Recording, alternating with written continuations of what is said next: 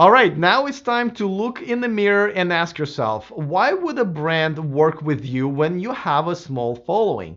Now, we've talked about the fact that, small social media influencers do have quite a few advantages, including the fact that you would be charging them a lot of money, and the money that television or a radio show would charge them is something that's just not in their budget. So let's go over quite a few things that you may not even aware of that you have, that the smaller brands, the niche brands that would be willing to work with you, find very attractive in you over even a much bigger social media influencers. And first, we can start with trust. And, there's another section in this course where we're going to talk about how to earn this trust. But if you're working with a brand, especially from the very beginning, if you met them at a conference or a show, you establish a relationship. Just like I said, this is not going to, happen overnight. But working with a smaller social media influencer, that means you have more time to hang out with them, to spend more time, on phone conversations and emails.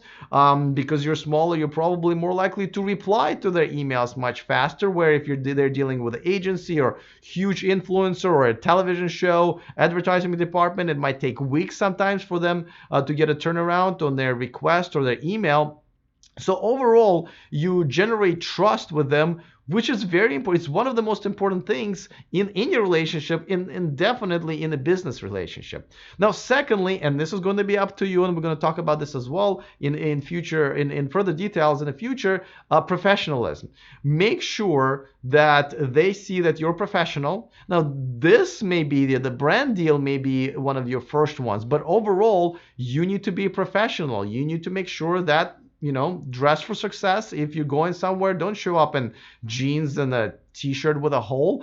Make sure to dress appropriately if you're meeting them in person. If you're doing a video conference or video chat, which I definitely suggest you do, if you have a chance, make sure that your background is professional. Make sure that you dress professionally. Just like if you were doing a video, they definitely want to make sure that the professionalism is there. But really, it's your actions that going to prove that you're a professional. When you're replying to emails, there's a certain etiquette. You always want to make sure to be, personal at the same time. If you're writing an email to somebody you haven't talked to in a week, and they had a birthday, their child had a birthday or they had a birthday, make sure to mention that. Say, hey, I hope that birthday party of the weekend was a success.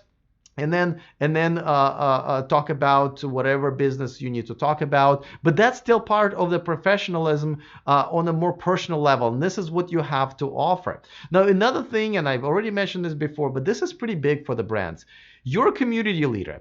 Make sure that you're a community leader for many different reasons. A lot of times I suggest that, let's say you picked YouTube as your social media platform, but make sure that you create a Facebook group or maybe a community on Reddit where people, you moderate a forum, and therefore you're community leader there.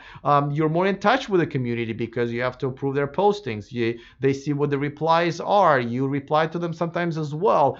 Same thing with your social media content. Because you're small, you have enough time right now to reply to all of the comments and read all of the comments. So you're definitely much more in touch with your community. You're a community leader, and this is very important. And actually, this kind of goes into the next point I'm trying to make, which is that you're going to be contributing to the brand. When they work with a social media influencer, there's a lot of very important things that you can contribute. And one of them is feedback and advice. The feedback and advice, not just for yourself, but from your audience. If you're reading the comments, if you're having those conversations about the brand, let's say you made a review video, that feedback from your audience is extremely important to that brand. As a matter of fact, a lot of times, seeing the feedback is just as important for the brand as all the reach, all the views that you got for them. Because if they come up with a new product and they want to test it out, but in a smaller audience, you're perfect for them, right? They don't want to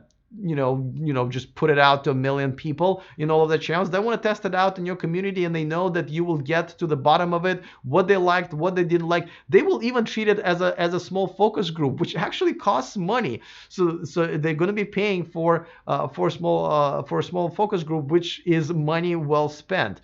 There are many other ways how you can contribute. Of course, part of the deal could be you contributing to their social media, you creating content for them, you're helping out and maybe hosting some of their events, being a brand ambassador. There are many different ways that how you can help them out, and we're going to talk about it later in the course as well. And we already talked about it, but you can give them an ongoing deal that's affordable. And of course, that's what you want to get. That's, when the brand pays for one video or one piece of content, whether it's a podcast or a blog, that's great. But now you have to go and convince them to do it again or go to another brand. What you really want to do is to get an ongoing deal going. And, as far as they're concerned, they want the same thing, right? Once they establish the trust, once they see you're professional, once they like working with you and your audience, they want to keep going. And if you can give them an affordable rate, which you should be able to because you're still a small influencer, and they don't have to worry about it. It's in there, and also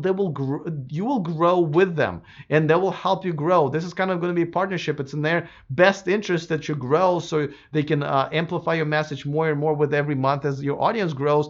And this leads me to the last but not least point here is that they also want to kind of grab you there and not let you go to a competition, because one of the reasons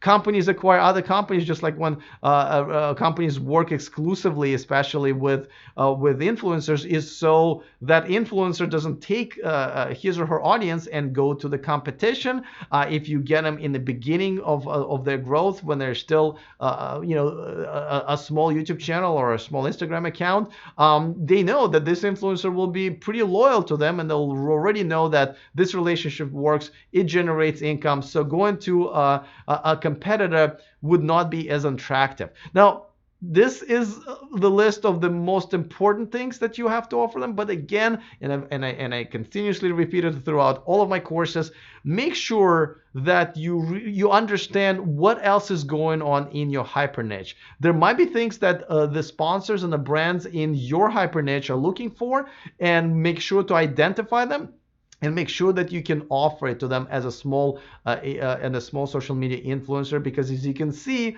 all of these things here are much easier for you to do than if a brand would be working with an agency, a television show, marketing department, or just a humongous social media influencer who just doesn't have time to nail all of these points. So this is your value. Make sure you're on point with all of them, and make sure to communicate it to them, not just by words, but just show them that they want to work with you. Show them that they're investing not just into your audience and into your channel, but also into you as a person.